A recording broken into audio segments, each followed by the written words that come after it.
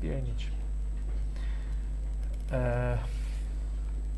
ما ویو هامون رو تا حدی ایجاد کردیم و با یه سری از اشیایی که اینجا بود هم آشنا شدیم. قبلا با تایپ ها آشنا بودیم.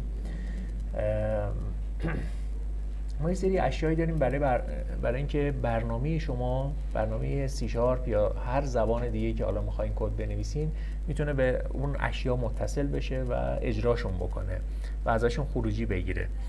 میخوام قبل از اینکه این بحث رو ادامه بدیم یه دید دیگه دوباره به ویو داشته باشیم. ببینید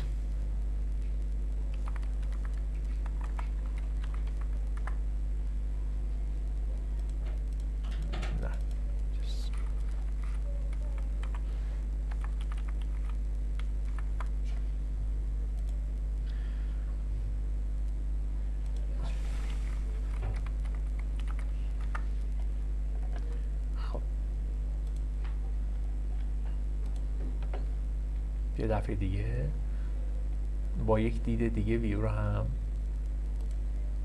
ببینیم.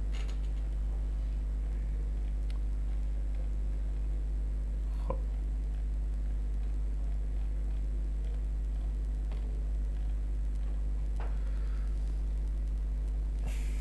بچه‌ها ببینید الان این خودش یک ویوه. یه ویو یا یک برشی از داده های ماست دیگه. قبول دارین؟ ما میتونیم ویوی تولید کنیم که پرفروش ترین ها رو برای ما بیاره، یا مثلا پرفروش ترین ها رو در یک دسته‌بندی به خصوص بیاره. الان این دقیقاً داره این کارو میکنه. الان این باکسی که دارین اینجا میبینید، داده‌ای که پشت اینه دقیقاً یک ویوه. خب که داره چیکار میکنه؟ این داده ها رو مثلا عکس محصول، عنوان محصول و یه مختصری کوتاهی از در واقع قابلیت های اون محصول، یعنی اون ویژگی های محصول رو واسه ما میاره. درسته؟ فقط همینا رو داره میاره. دقت میکنید اینجا الان قیمت محصول نیومده. درسته؟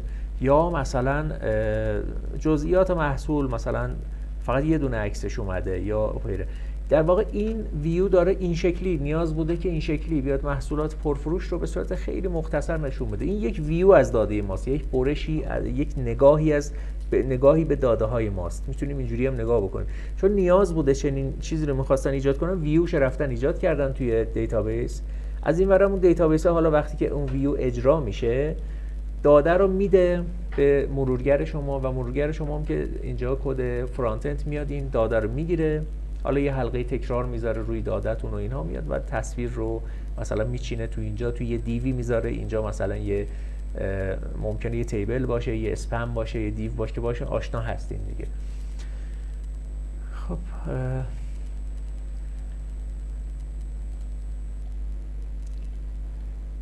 دوباره برم داخل یکی از مثلا خود داده‌ای که توی اینجا هستش. خود داده‌ای که اینجاست تو کل این صفحه است دوباره یه ویوه. ببینید اینجا این ویو دیگه جزئی تره، یعنی مثلا تمامی عکس ها رو میاره، ریز اطلاعات محصول رو میاره. بعد این قسمت دوباره مثلا میتونه یه ویو جداگانه‌ای باشه که مثلا یه کالایی به خصوص رو آیدیشو بدیم، بگیم فروشنده هایی که این محصول رو دارن و میفروشنش، اونها رو آمارشون رو بردار بیار. درسته؟ میتونه یک ویو باشه این هم. حالا خب ما ویو رو تا حدی آشنا شدیم.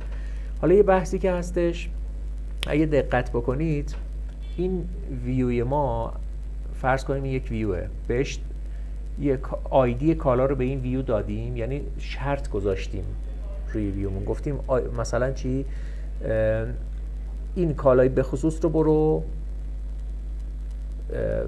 فروشنده هاش رو بیار. حالا ما میخوایم تو هر صفحه اینو داشته باشیم، یعنی دیگه یک کالای به خصوص رو ویوش رو ندیم بهش. ما بتونیم بگیم هر کالایی رو من آیدیش رو دادم برو فروشنده هاش رو بیار، یعنی کلی بکنیم این ویو رو. متوجه این؟ به ویوی من میخوام یه آیدی بدم، بگم این آیدی کالاست، هر فروشنده‌ای هستش که این کالای با این آیدی فلان رو داره میده میفروشتش، اون فروشنده ها رو لیستش رو برای من برگردون. خب به یه زبان ساده دیگه من میخوام پارامتر بدم به ویو. بچه‌ها دقت میکنید میخوام پارامتر بدم به ویوم و ویوم رو کلی کنم. ویوم من مثلا یه آیدی رو بگیره، آیدی رو که گرفت اون محصولات که اون آیدی رو دارن رو بره پیدا کنه و کسایی که فروشنده اون محصول هستن رو برداره واسه من بیاره. بریم حالا تو همین مثال رو تو اینجام یه دفعه دیگه بگم. اینم گفتم یه ویو میتونه باشه، خب که داره داده های پرفروش رو و محصولات پرفروش رو میده. اگه دقت کنید تو این صفحه که من تو دسته‌بندی موبایل ها من کلیک کردم و اومد اینجا، پرفروش ترین رو توی موبایل ها برای من میاره، درسته؟ توی سایر محصولات هم احتمالاً میاره دیگه، تو صفحات مربوط به سوپرمارکت هم برم احتمالاً پرفروش ها رو میاره و الی آخر.